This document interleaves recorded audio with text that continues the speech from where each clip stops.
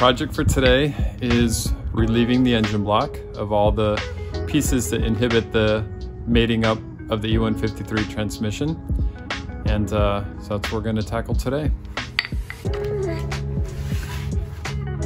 Last night was replacing the rear main seal, and the process for that was prying it out with a flathead screwdriver.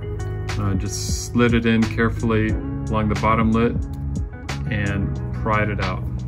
I tried drilling a small hole and pulling it out with a screw. That didn't really work, but just putting a flathead in and prying it out carefully, it just came right out. Put it back in without anything on the outside, but I did grease the inside lip before pressing it in.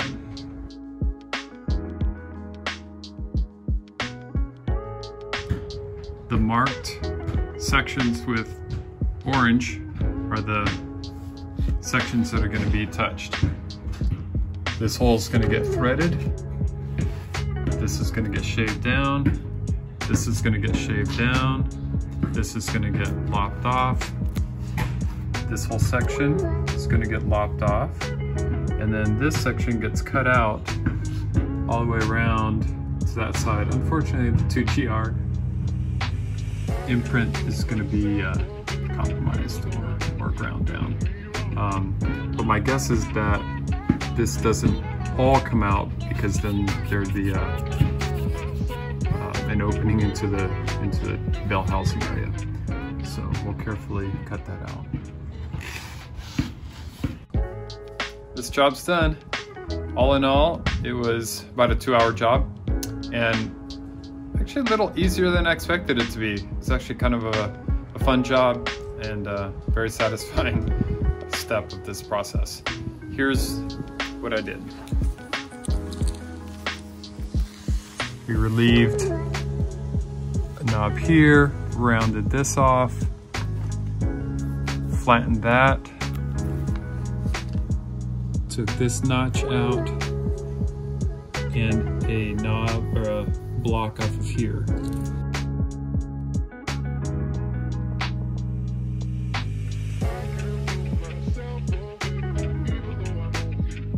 The tools I used, primarily this wheel on the grinder, sort of not a super fine cut wheel, but that got the majority of everything cut off.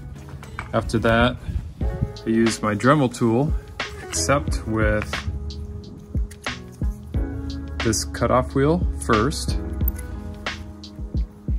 Some of this grinding, well, piece.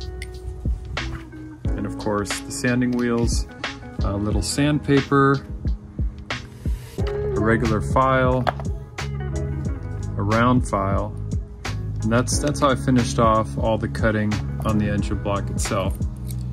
The helicoil step, well, it didn't go smoothly the first time, but overall the job wasn't too hard. I started it off with this chamfering tool to make a little beveled edge to guide the drill bit in. The toolkit I used, doesn't have a brand on it, but it looks like this. And what I learned was when installing, after you've drilled it out and after using the thread cutter tool, and it was time to put the helicoil in, it says to use a little pressure.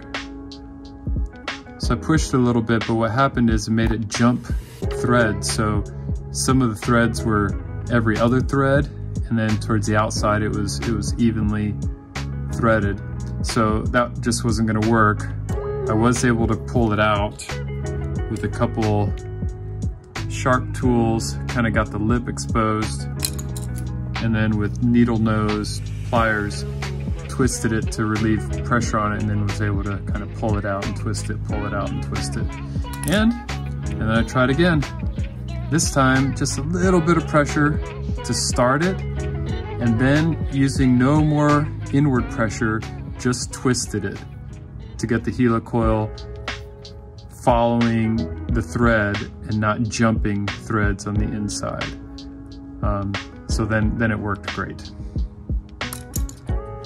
And now that step to preparing the 2GR for the MR2 is complete.